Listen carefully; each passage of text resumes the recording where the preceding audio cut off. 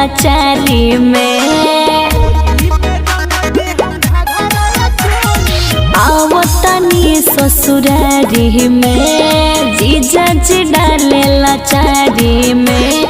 जानी जाई जे दीदिया तो हमरा के बड़ी बोली।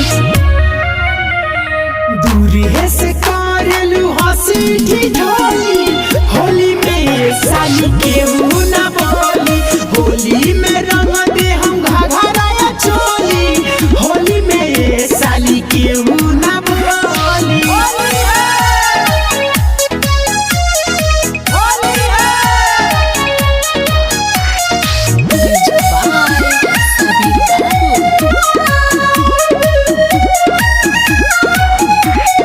तोहरा न तनिको सहाला हो तनी सा भीतरी जे जाला हो।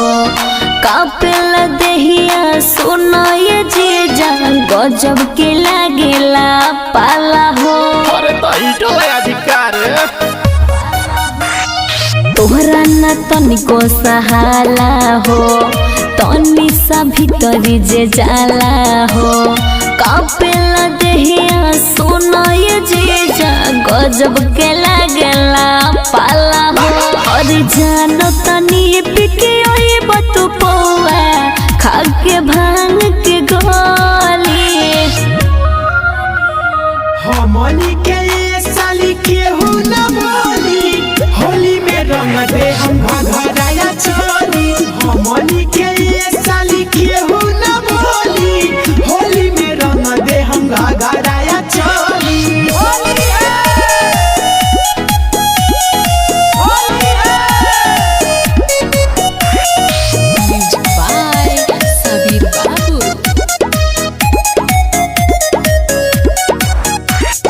बतिया पे कही तू अड़ेला हमरा के तंग करेला।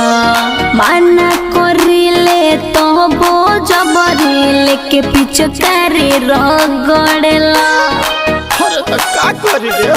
दूर से आई बानी। बतिया पे कही तू अड़ेला हमरा के तंग तू करेला।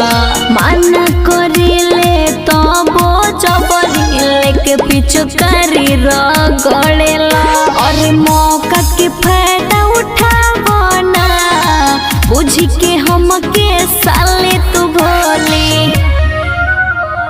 दूरी है से करेलू हंसी ठिठोली।